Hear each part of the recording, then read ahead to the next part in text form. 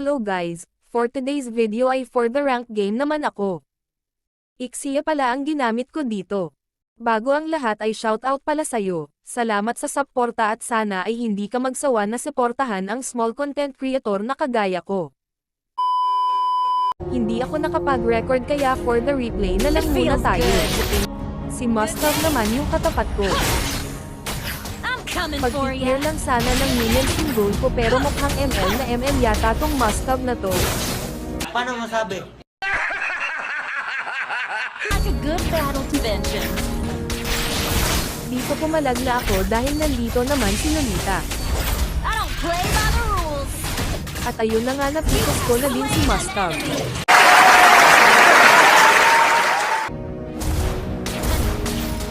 Na-push ko na yung unang tore. Destroyed a turret. Goal ko pa i-push yung pangalawang tore sa lane ko bago ako lilipat sa ibang lane.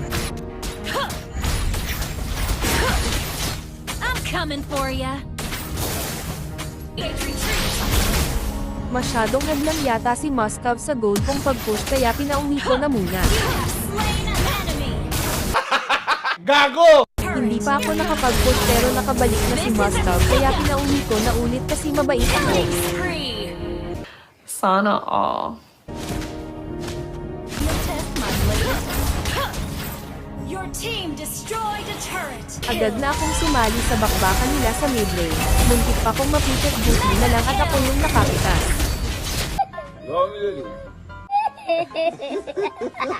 Dito ay hindi ko inaasahan ang mga nangyari.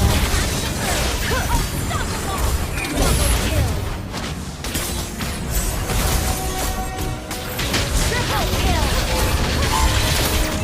Maniac.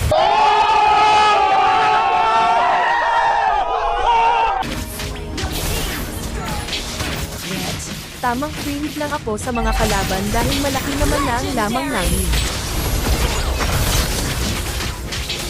Double kill. Triple kill. Akala ko savage na pero akala ko lang pala talaga. What the fuck? Maniac. Damn!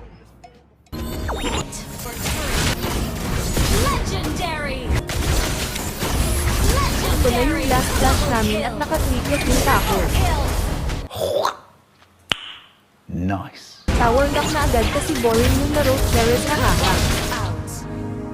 At kung hindi ka pa naka-follow sa page ko, ay baka naman.